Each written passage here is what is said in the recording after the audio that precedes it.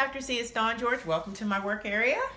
All right, so we have the Sheepheart, and the pericardium is the outer layer, 2 layers of outer fibrous and also inner serous. The epicardium is the serous layer of the pericardium. The base of the heart is here where the valves and blood vessels are.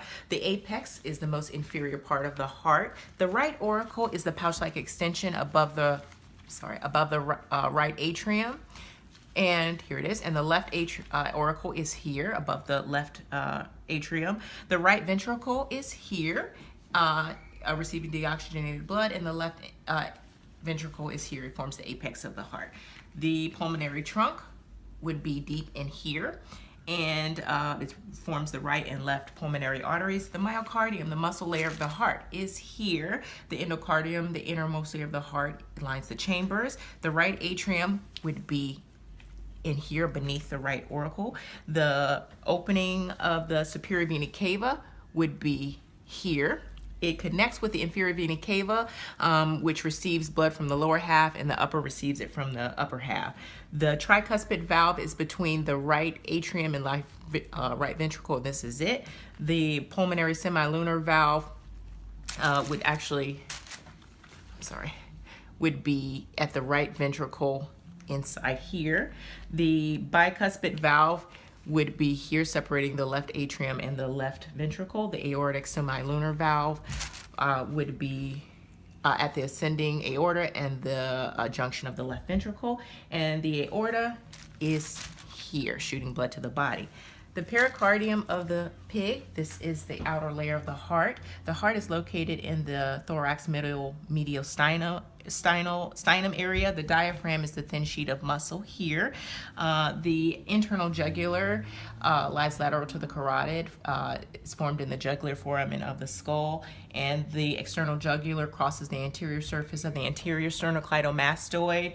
The right and left jugular, the right would be here and the left would be here. They're all formed in the jugular foramen of the skull. The superior vena cava is formed by the junction of the right and left brachiocephalic veins that form the superior vena cava that goes into the right atrium. The aorta is here. It's kind of in the back here, and on top of that would be the brachiocephalic artery at the arch of the aorta. The right subclavian artery would arch over the first rib, and the right carotid artery would be here lateral to the trachea, exiting the thorax and ascending in the neck. The right lymphatic duct is formed by the convergence of the right jugular and the bronchomedial sternal trunks, and it drains lymph from the right thoracic cavity, the head, and the neck, and the thoracic duct formed just below the diaphragm, anterior to the vertebral column at the level of the second lower lumbar, and forms the lumbar form with the intestinal trunks to form the cisterna chyli, which has the fat. And the left internal jugular would be here, and it descends then in the neck and the carotid sheath.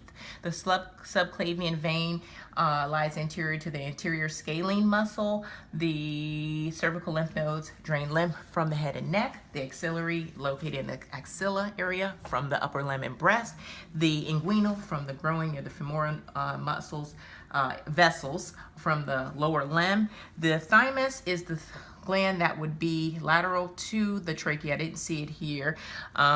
The spleen would be here in the hypochondriac region, and this is the spleen. And the larynx, the voice box, is here. Inferior to that would be the trachea, providing air to the lungs.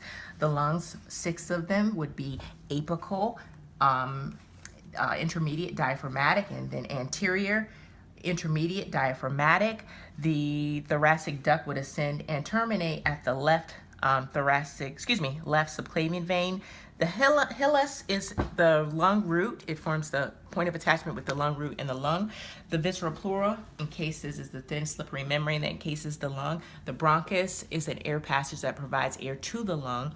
And the diaphragm flattens during inspiration. Thank you, Dr. C.